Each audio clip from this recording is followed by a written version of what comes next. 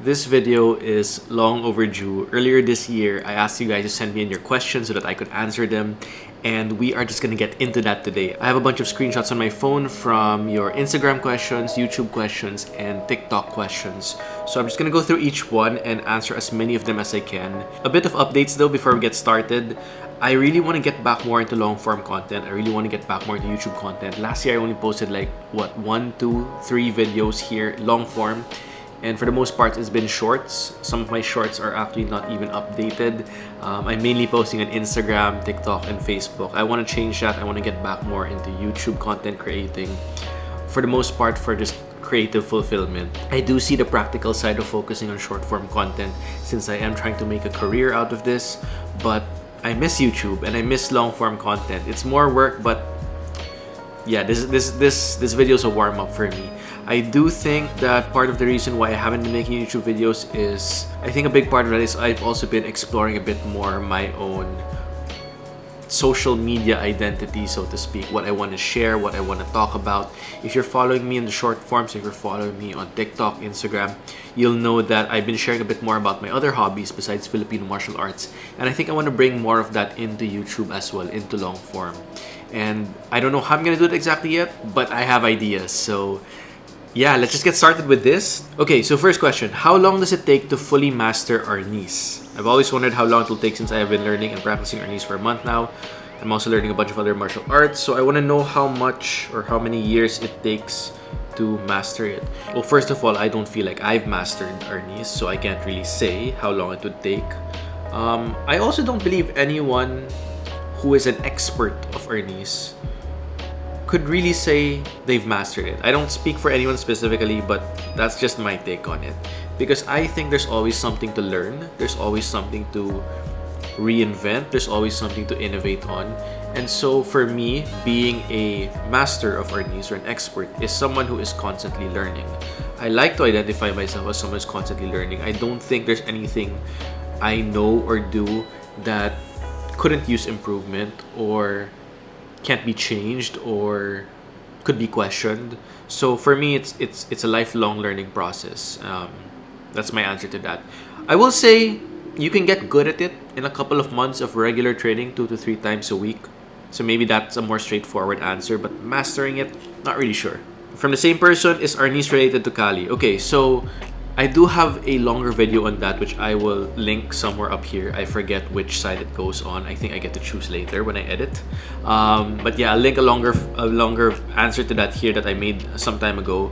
But basically, arnis and Kali are the same thing. But different styles and systems may prefer one term or the other depending on their lineage. But in terms of usage, Kali, arnis, in the modern day, they're pretty much the equivalent. They're pretty much the same thing. They're both umbrella terms for different styles of Filipino martial arts. Do you need calisthenics and plyometrics training in order to have swing speed and power? Definitely, I think it helps to have any form of physical training. When you train calisthenics, when you train plyometrics, I think it definitely does help in your overall performance in general.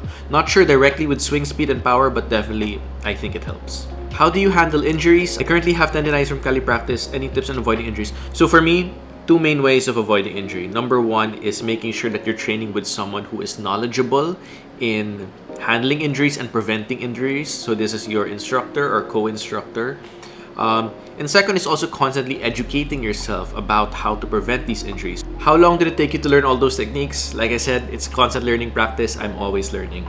Can I ask when is the next... Okay, so I did this a couple months ago, so this question might be slightly expired.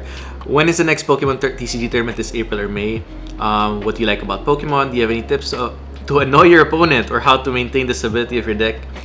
Can we be friends? Of course we can be friends. So the next competitive season does start on October. Not exactly sure when. I think it's a good idea to follow the Pokemon Trainer website. I think I'll put a link somewhere to guide you guys for that. But yeah, the next competitive season does start next month here in the Philippines. But there are always weekend casual tournaments, even weekday casual tournaments that you can join in. I mainly regularly practice or play in Hobby Stadium in New Manila. If you want to join our tournaments, feel free to drop by.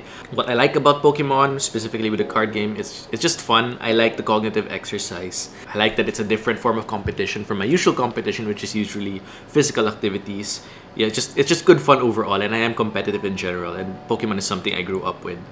In terms of annoying your opponents, there are lots of really annoying deck builds. If you check limitlesstcg.com, you can get some guides, and yeah, you can find some really annoying decks there.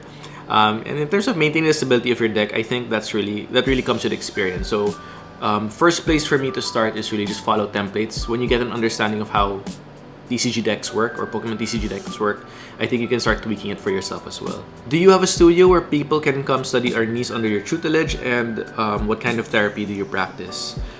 No, right now I do not currently actively teach arnis. It's something I do from time to time. More of a hobby, more of something I do if I'm interested in it or in the mood for it, or someone asks. I'm not actively marketing any teaching services. I don't have a training group. It's not really my main profession at the moment. My main profession, kind of therapy I do, is I'm a psychotherapist. So for the most part, this is where most of my working hours go. Do you get blister by swinging your arnis or hitting someone? Definitely yes, you do get blisters. That's normal. How long have you been practicing arnis? I started in 2009 technically. I got exposed to it a little bit younger, but it wasn't really anything. Just a PA class. But yeah, I really started like seriously training arnis 2009, so it's been 15 years now. Is there a difference between arnis styles taught at high schools, or are they similar, and why can't you use thrust in arnis combat? Okay, so that's two questions. Different schools are gonna have different instructors, and different instructors are gonna have different lineages, so they might do things differently or the same way. So there will be differences for sure. In terms of thrust, you can actually thrust in sparring. It really depends on the sparring format you are participating in, but most competitive formats I know don't allow the thrusts because the stick might accidentally go through the helmet and stab someone in the eye, and we don't want that to happen. That's the main reason that I'm aware of. Other formats of sparring, like Dog Brothers sparring, or sparring that where you use fencing masks, so these aren't official tournaments, you can experiment with the thrust there because that eye concern is not really a concern there. Thoughts on choosing an arnis stick? Should it be light or heavy? For me, it depends on the kind of training you're doing. I think it's good to have a collection of both light sticks and heavy sticks because light sticks can help you work on your form, it can help you work on speed, while the heavy sticks can help you work on your power. Have a combination of both. What's the first move you learned in arnis? This was when I was in the 5th grade, so not the 2009 start that I was talking about. The first move I learned was the Sinawali, and yeah, I think a lot of people start from the Sinawali. I've been doing arnis for a while. I tend to have sore muscles on my forelegs and feet when I do training. Do you have any tips for warm-up or such? I don't have specific warm-up techniques or anything like that. I'm actually hard-headed myself. I don't like warming up, but I have been trying to learn to change that more recently because I am also experiencing more pain regularly as I get older. I think going back to the advice I was giving a while ago, train with someone who's knowledgeable about these kinds of things so that you're warmed up properly and you're cooled down properly. But I will also say that sore muscles are a regular and normal experience for any form of physical workout. The best advice I can give you right now is to make sure you're training regularly, because when you train regularly, your body gets accustomed to it and your muscles won't be as sore as they normally are when you don't train for a really long while, then you get back into it. How many martial arts are there in the Philippines? Honestly, I have no idea. I'm sorry. Could you talk about the difference between Anyo, Carenza, and Ritual? So first, different styles and systems may have different terms for the same thing and may have the same term for different things. So it really depends on what style or system we're talking about and what their language is. That's one of the confusing things in Philippine martial arts. But from how I understand it and from my own use of the terminology, Carenza and Ritual are the same thing. It's free flow. It's when you grab the weapons, the stick, and you just move according to how you feel like moving. There's no set routine. These are forms of Anyo. Anyo means forms in general. So Anyo can be in the form of Carenza and Ritual. It can also be in the form of something more choreographed or memorized, such as those used in competitions. Although personally for me, I like to Ritual and Carenza during competitions because I do not like memorizing. Where did you get the arnis sticks? I have a huge collection of arnis sticks, but lately I've been getting my Kali sticks from Kalahi FMA gear. Single stick versus dual wielding stick in a real fight. I have no intention of getting a real fight. If I had to get into a real fight and I had the time to choose which weapon I was going to use, I probably have the time to avoid it as well. And if I did not have the time to avoid it, I probably do not have the time to choose the weapon either. So I guess you just make do with what you have. Worst sports-related injury? For me, just I've had rotator cuff injuries, just from all the impact. I think that's the worst so far. Any news of the Pokemon Ultra Ball Stamp Championship card from PSA? I did a short video on that and I will see if I can link it, but basically I got a PSA 8 Not the most amazing thing, but it is cool to have my trophy card graded and sealed. Next question, how to be calm at sparring or performance? I am not calm when I'm sparring, and I'm not calm when I'm performing. At least when it's a competition. Yeah, I'm tense. But for me, I don't want to be calm. I don't want to be relaxed when I'm going to a new performance or a sparring competition. Mainly because that tenseness is what nudges me to do things well. At least that's how it's worked for me. It is very tiring to be tense the whole time. It's tiring not to be relaxed. It's tiring to be anxious the whole event. But for me, that anxiety is what fuels, me to nudge myself to perform really well.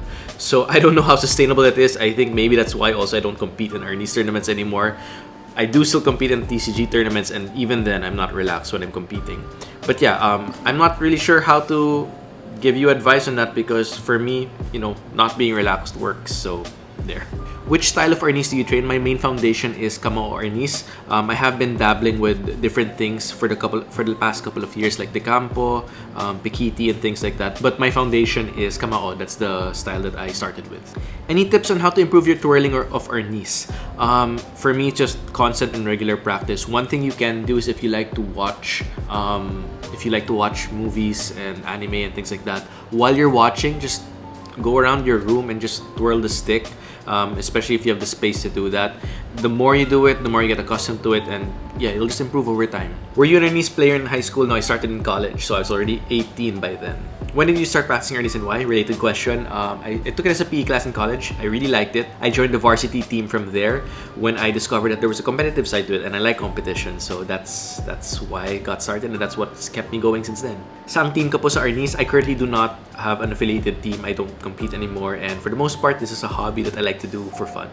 Tips on how to win or predict opponents sparring. What I like to do when I find out who my opponents are in the bracket is I like to watch everyone's fights in the initial rounds. So your first one or two opponents, you might just, get surprised.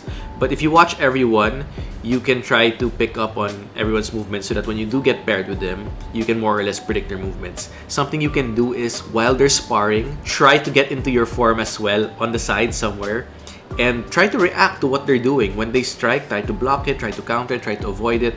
Just shadow spar with them from a distance while you're watching them. That way, when you get into the match with them, you more or less have an idea of how they move, and you've more or less kind of already started adapting your own reactions to their movements. So that's something I like to do.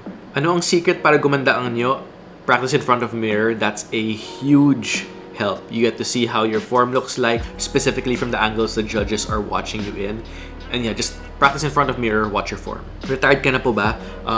I don't compete anymore in arnis, but I'm not closing the door completely. Just not something I want to do right now, so I don't know. Nakapaglaro na ba kayo sa international events? Yes, the 2018 World Championships was held in Hawaii, and I've done some competitions in Korea as well. Who is your top 3 favorite starter Pokemon from any generation? Torchic, Charmander, Cyndaquil. Who would be your picks as an Arnisador Pokemon gym leader? I like Cerulege because of the bladed sword hands.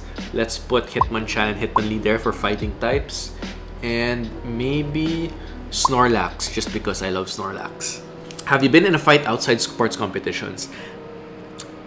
Not really. I don't know if you would count brawls growing up in high school and grade school, but yeah, not really. Tips on how someone can get comfortable sparring with real rattan sticks. There's 2 ways for me to go about it. One is just to dive into it, uncomfortable, and get comfortable over time. So just do it.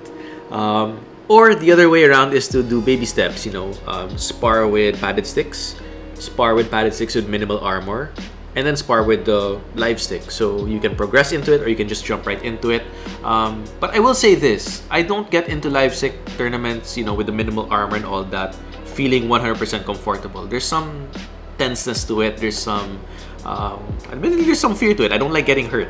So it's not something I try too hard to be comfortable with. It's just, pain is part of the process.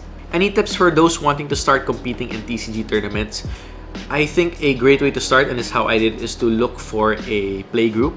that's near your area. I think it's good to be able to practice with people, without anything at stake, and you guys can discuss the plays as well. And sometimes in these play groups, they'll hold their own little pods and their own little mini tournaments. That way you get accustomed to tournament formats. So that's a great place to start. And then from there, you can go on into more formal tournaments, or even just casual tournaments would be a nice place to start also.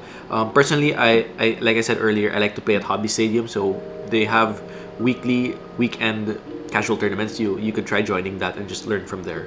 Okay, so those are pretty much the questions I took screenshots of. If you made it this far, thank you for watching. I do want to do more of this. If you have any more questions or any follow-ups to anything I talked about today, feel free to leave them in the comments below and I will answer as many of them as I can.